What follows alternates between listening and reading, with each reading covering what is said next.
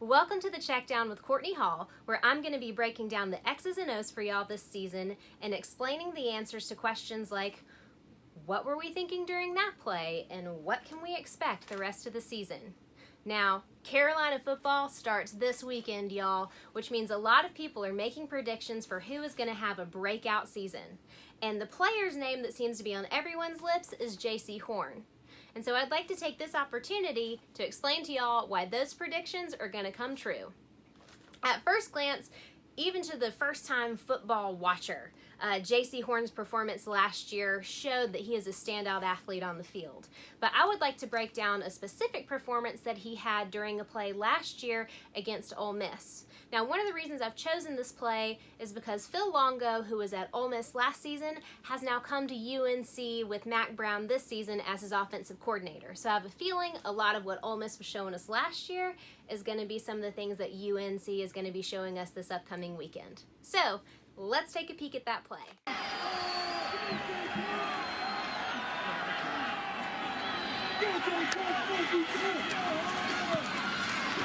End zone, incomplete.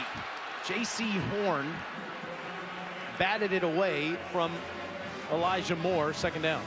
That's excellent coverage by the true freshman in the slot. And Elijah Moore has been on fire in this game. Okay, so now that you've seen the play, I want to add some context to the play before I get into Jaycee's performance.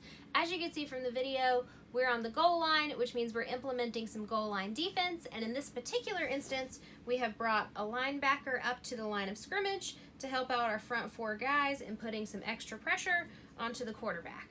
Another important thing to note is that our linebackers are spying the running back, which means that they're keeping an eye on him and making sure that he doesn't release into a late pass route to help out the quarterback as he responds to the blitz.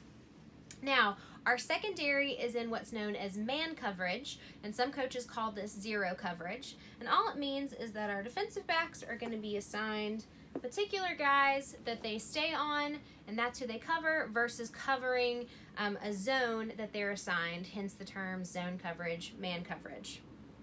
Now, in this particular play, Jaycee, who I have indicated with a star so that you can see that's who we're talking about,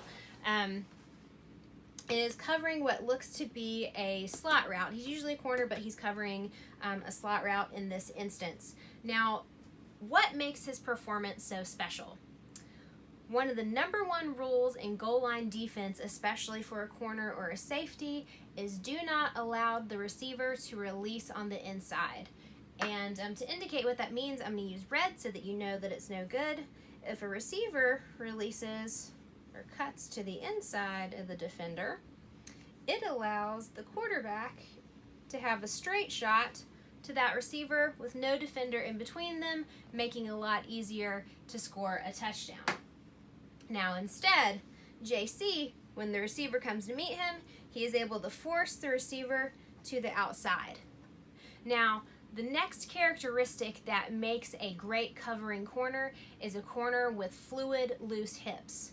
What I mean by that is a corner who can flip their hips and immediately run with their player, run with their receiver.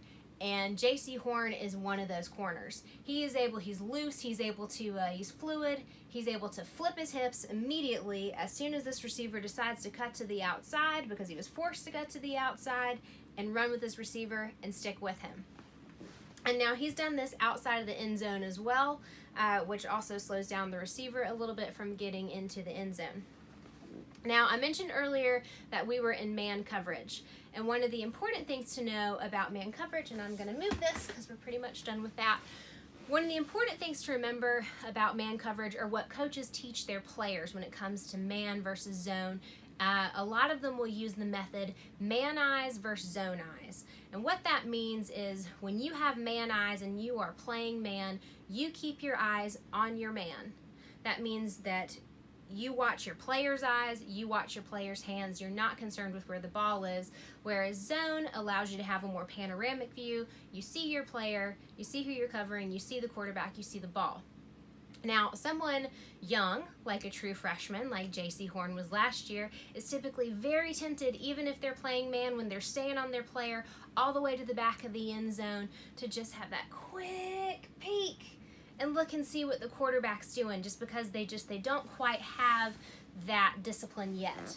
And if you watch Jaycee Horn, you can see that he has the discipline, stays with his player, and what he does is, instead of looking for the ball, he stays on his man, perfect man technique. When the player's eyes move, his eyes move. When the player's hands move, his hands move, and that allows him to be in the perfect position to get in between the player and the ball and to break up that pass. And this is a true freshman. And so these are just a couple of things from just this one play and this one instance that showcase the tools that Jaycee has to really become a prolific playmaker in the SEC. And this year, not only is he going to become a prolific playmaker, but his versatility, as well as Israel Mukuamu's versatility, are going to allow for the rest of the defense to be able to try out different coverages and try out some versatility up front.